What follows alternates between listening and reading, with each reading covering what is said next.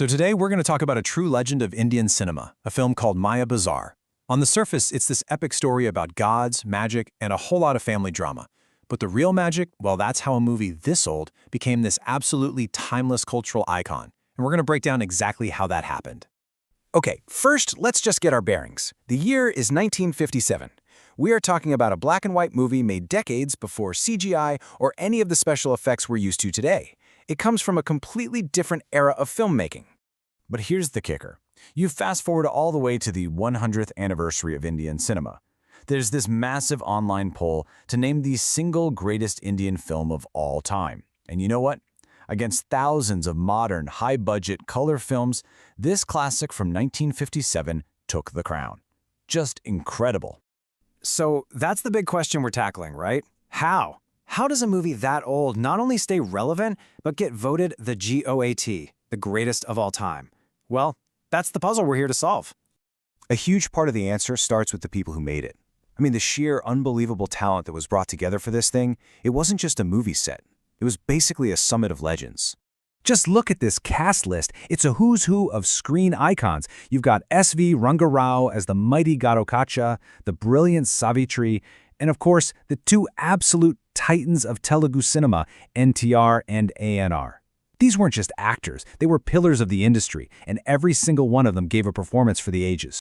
And the person corralling all this talent was the director, K.V. Reddy. The sources make it really clear he was in full control over every frame, which means he had this singular, powerful vision that brought out the absolute best in everybody.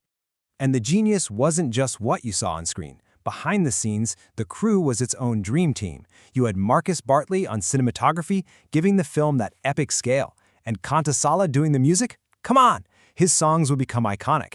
Every single department was led by an absolute master of their craft. But all that amazing talent was serving a truly brilliant idea. See, the film's real stroke of genius was taking these larger-than-life gods and mythological figures and making them feel, well, human. Like people you might actually know. So how did they do that? Well, the director used this wonderfully clever plot device, a magic box. You can think of it like an ancient TV screen that showed each character what their heart secretly, truly wanted. And this is what makes it so brilliant. The young princess Sasareha, she sees her true love. The powerful god Balarama sees his favorite student. And his wife, she sees a bunch of beautiful jewelry. These aren't divine, otherworldly desires. They're deeply human, totally relatable wants and attachments. The dialogue just drives this home perfectly. There's this one scene where Lord Balarama gets into a classic family argument and snaps at his sister, "Tantrums and theatrics are of no use to me." I mean, that's not the speech of a god. That's the frustrated sigh of a brother who's just done with family drama. So that was the magic trick. Director K.V. Reddy masterfully brought these divine beings down to earth. He showed their flaws, their petty squabbles, their follies, and in doing so, he made them not just figures to worship, but characters you could actually understand and connect with. But the film's impact went even deeper than great storytelling. This is wild. It fundamentally changed the way people spoke. Its dialogue became a living, breathing part of the Telugu language itself. The script was just extraordinary. Its lines weren't just something you heard in the theater and then forgot about. No, people adopted them into their everyday conversations, weaving the film into the very fabric of Telugu culture. Okay, check out this super fun example. In Telugu, the word for bed is talpam. So the movie's script just invented a rhyming, nonsense opposite, gilpam. It doesn't mean anything, but it was so catchy that people started saying talpam, gilpam all the time, just adding a little bit of flair to their language. And they kept going with this linguistic creativity. The film took the real word for friends, which is asamadiyu, and just invented a logical opposite, tasamadiyu, for enemies. It was a completely made-up word, but it was so clever and it sounded so right that it just stuck. So this wasn't just some cute little wordplay. It had real-world consequences. Specific lines and phrases from Bazar literally became common greetings. They're still used today at parties and social events.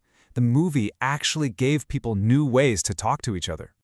So, when you start putting all these pieces together, the all-star talent, the human storytelling, the massive linguistic impact, you really begin to understand why this film has an immortal legacy.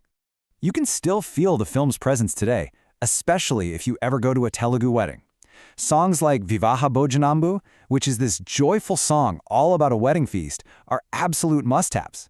They're not just songs anymore, they become cultural rituals passed down from one generation to the next.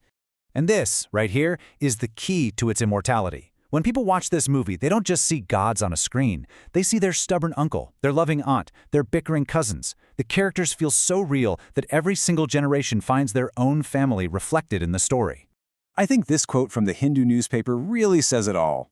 The film is seen as such a perfect encapsulation of Telugu culture, the language, the customs, the family dynamics, that it's recommended as the first thing you should watch to understand it. It's more than a movie, it's become a cultural touchstone. Which really leaves us with this final thought. Maya Bazar proved that a movie can be so much more than just a story. It's not just something you watch, it can become a world you inhabit, a language you speak, and a family you recognize as your own. So, can a film actually become the soul of a culture? Well, in the case of Maya Bazar, the answer seems to be a resounding yes.